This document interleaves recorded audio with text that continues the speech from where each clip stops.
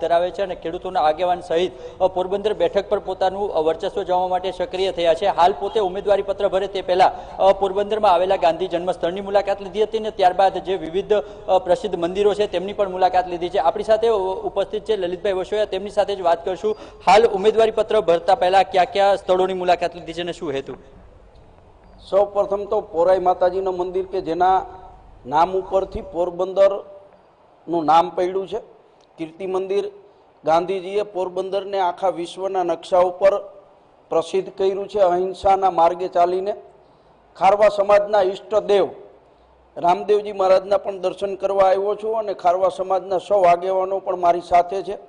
ખારવા સમાજની જે સમસ્યાઓ છે અહીં બેસીને એની પણ હું ચર્ચા કરી અને એના પ્રશ્નો માટે લડાઈની હું ખાતરી આપીશ અને મારી વાત ઉપર એ લોકો વિશ્વાસ એટલા માટે મૂકશે કે છેલ્લા 1.25 વર્ષથી ધારાસભ્ય પદ તરીકે મારા વિસ્તારના લોકોએ મને ચૂંટ્યા પછી ધારાસભામાં અને ધારાસભાની બહાર ખેડૂતોના પ્રશ્ને, યુવાનોનો પ્રશ્ને, અનેક વિવિધ સમાજના પ્રશ્નોએ મેં લડત કરી છે અને લડત પરિણામ સુધી લઈ ગયો છું।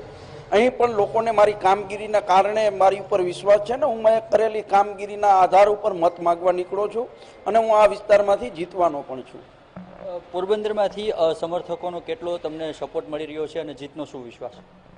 100% પોરબંદર કુતિયાણા વિસ્તાર અને આખો મત વિસ્તાર છે જે 7 વિધાનસભાનો બનેલો છે તમામ વિસ્તારોમાંથી મને પૂરો સહકાર મળી રહ્યો છે। ગામડાઓની અંદર 950થી વધારે ગામડાઓ આ પોરબંદર લોકસભા બેઠક ઉપર આવે છે। ગામડા ગરીબ અને ખેડૂત વિરોધી નીતિને કારણે સરકારની સામે આ વિસ્તારની અંદર ભારોભાર ખેડૂતોને રોષ છે।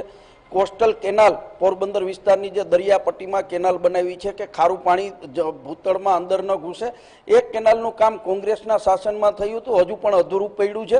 આ ભારતીય જનતા પાર્ટીની ક્યાંક નીતિ જે છે ખેતી ગામડા અને ખેડૂત વિરોધી એ નીતિને કારણે આજે પોરબંદર લોકસભાની બેઠક ઉપર હું જીતવાનો છું। મારી સામેનો જે ઉમેદવાર છે ઉદ્યોગપતિ અને પૈસાના કારણે ચૂંટણી લડવા આવેલો ઉમેદવાર છે।